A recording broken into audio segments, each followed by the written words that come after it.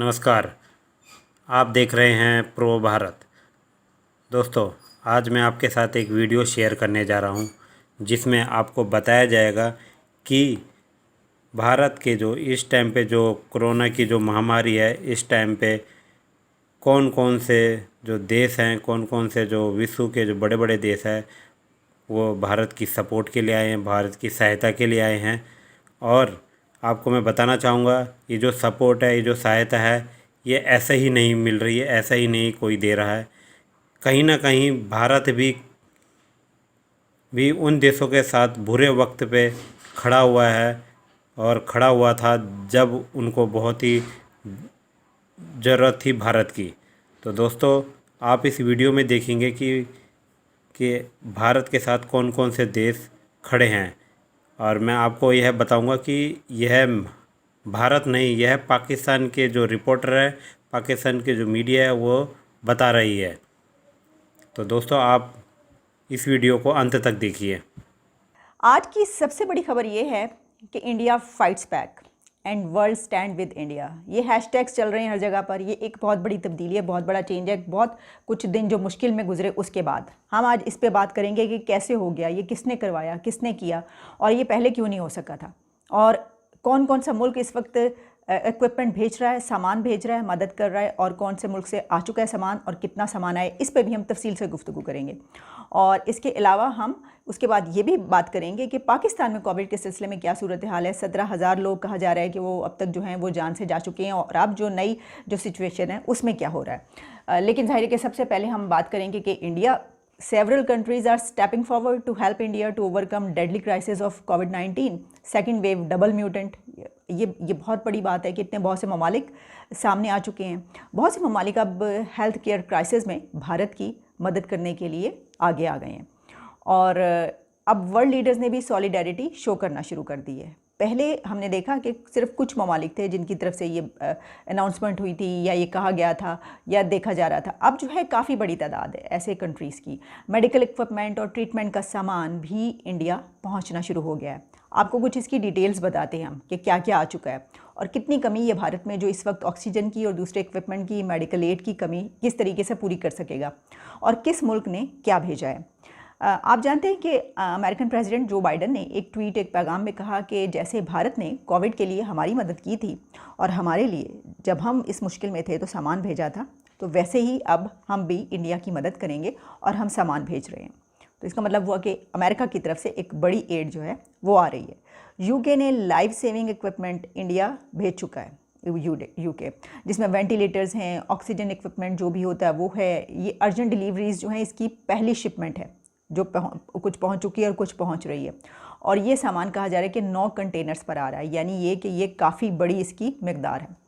इस सामान में अगर मैं आपको बताऊं कि क्या क्या है, तो 495 ऑक्सीजन इक्विपमेंट्स मौजूद हैं, 120 नॉन इन्वेसिव वेंटिलेटर्स हैं, 20 मैनुअल वेंटिलेटर्स ये भेजे जा रहे हैं। इस सिलसिले में फॉरेन सेक्रेटरी जो यूके के थे, उनका कहना था कि 600 आइटम्स जो हैं वो भेज रहे हैं इंडिया। जर्मन चांसलर एंजेला मेर्केल ने भी इंडिया से सपोर्ट करने का एक मैसेज भेजा है, और वहाँ से उन्होंने कहा कि 23 ऑक्सीजन प्लांट्स भेज चुके हैं वो। इसके अलावा यूनाइटेड नेशंस ने 11 ऑक्सीजन प्लांट्स भेजे हैं। और जो जर्मन चांसलर हैं, उनका ये कहना था कि जर्मनी इंडिया को ऑक्सीजन और मेडिकल एड और भी मज़ीद जो है वो भेजेगा।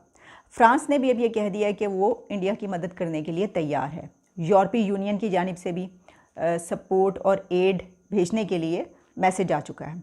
और सबसे बड़ी जो इस वक्त एड का मैसेज और अनाउंसमेंट हुई है वो KSA, kingdom of Saudi Arabia की तरफ से हुई है, और सऊदी अरेबिया ने एक बहुत बड़ी इमदाद का ऐलान कर दिया। वो कहते हैं कि 18 मेट्रिक टन लिक्विड ऑक्सीजन भेजेंगे वो, और भेज रहे हैं। इसके अलावा 4 ऑक्सीजन टैंक सिंगापुर से एक एयरक्राफ्ट के ज़रिए इंडिया पहुँच चुके हैं। और UAE ने जो है वो अपनी बिल्डिंग्स पर, जिस तरह वो दूसरे मुल्कों के भी कई मरतबा एक फ्लैग्स लगा के सॉलिडारिटी का इजहार करते हैं, इसी तरीके से उन्होंने जो है वहाँ पर एक मरतबा फिर ये किया है। एक सवाल ये पैदा होता है कि आखिर ये मदद इतनी देर में क्यों पहुँची, या इंडिया की जानिब से ये कॉल पहले क्यों नहीं हेल्प के लिए की गई।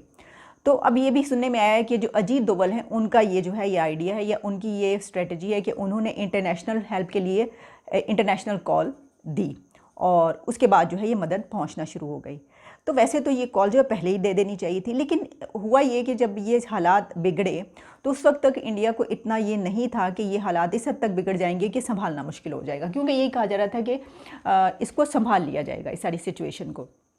लेकिन जाहिर है कि जिस तरह ये कहा जा रहा है कि डबल म्यूटेंट जो ये वायरस है वो इतना लीथल है कि वो टाइम नहीं देता, और सिर्फ कोई बड़ी उम्र के लोगों को नहीं, बच्चों और नौजवानों को भी हो रहा है, उसमें पता ही नहीं चलता 1-2 दिन के अंदर ही। तो इस वजह से इतनी ज़्यादा जब डेथ्स होना शुरू होगी तो उसके बाद अब ये स्ट्रेटजी जो है वो चेंज हुई है, और फिर हेल्प के लिए वो एक सपोर्ट जब के लिए सपोर्ट मांगी गई, तो उसके बाद हमने देखा कि पूरी दुनिया जो है वो खड़ी हो गई, उसने कहा कि हम आपकी सपोर्ट करेंगे। अच्छा, इस पर एक सवाल और भी बनता है, वो ये है कि जब ये खबर आई थी 4-5-6 रोज़ पहले, हमने इस पे अपने प्रोग्राम भी किया था कि 3,50,000 केसेस जो हैं एक दिन के अंदर, तो उस वक्त भी खुद से ही दुनिया को इस सिलसिले में आगे आना चाहिए था, ये देख के और सब कुछ जो हो रहा था वो देख कर। लेकिन मेरा ये ख्याल है कि शायद इसलिए खुद से जो कंट्रीज़ हैं वो आगे नहीं बढ़े कि इस वक्त जो पेंडेमिक का मामला है उसमें तमाम कंट्रीज़ इसमें हैं और सबके साथ ये हो रहा है।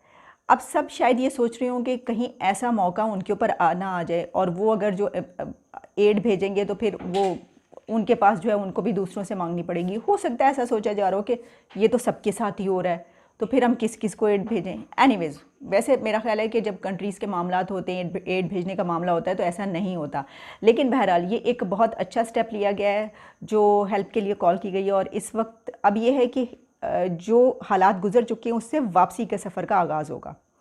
और ये जाहिर है कि नुकसान जो कुछ हो रहा है और जो कुछ हो चुका, उसके बावजूद अब जबकि एक पैरामीटर्स बन गए कि भाई क्या अब सारी जो कमी है, ख़ास तौर पर ऑक्सीजन की जो कहा जा रहा है कि बहुत ज़्यादा कमी है, उसकी कमी अब जो एड आ रही है उससे पूरी की जाएगी। और देखिए, जब कोई ऐसी सिचुएशन होती है तो कोई भी कंट्री जब एड या हेल्प मांगता है तो अपने लिए नहीं मांगता, वो लोगों के लिए मांगता है, वो इंसानों के लिए मांगता है, क्योंकि ये ह्यूमन क्राइसिस है।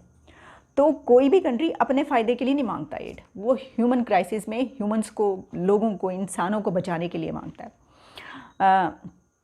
तो ये बहुत ही एक बड़ा चेंज है जिस पे मैंने सोचा कि आज बात होनी चाहिए। जब हमने इतनी ज़्यादा बात कर दी, ऐसी जो सारी उस वक्त चल रहा था, क्राइसिस था, और अब जो है अगर उसको ख़त्म करने के लिए, उसकी कमी पूरी करने के लिए कोई एक एक्शंस लिए जा रहे हैं, तो उसके ऊपर बात करना भी ज़रूरी था। अच्छा, ये तो हमने बात की कि जो दूसरे ममालिक कर रहे हैं, इंडिया के अंदर भी बहुत कुछ हो रहा है, वो भी मैं आपको बताना चाहूँगी कि Indians build second largest Covid care centre which includes 600 beds and 4 oxygen plants.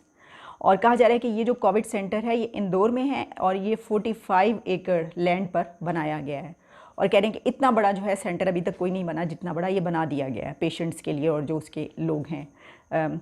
इसके अलावा टोटल 67 टैंकर्स जो हैं वो carrying about 1268 empty medical oxygen have been dispatched so far from Odisha to 7 states, जिसमें उत्तर प्रदेश, मध्य प्रदेश, हरियाणा, महाराष्ट्र, आंध्र प्रदेश, इसके अलावा छत्तीसगढ़ और दूसरे बहुत से स्टेट्स हैं जिसके लिए वो रवाना कर दिया गया, और ये सारे काम हो रहे हैं। एक और क्यों मैं आपको बताना चाहती हूँ खबर, जो कि मैं इन्फॉर्मेशन देना चाहती हूँ कि बहुत सारे लोग देख रहे होते हैं और वो जानना चाहते हैं क्या कुछ हो रहा है।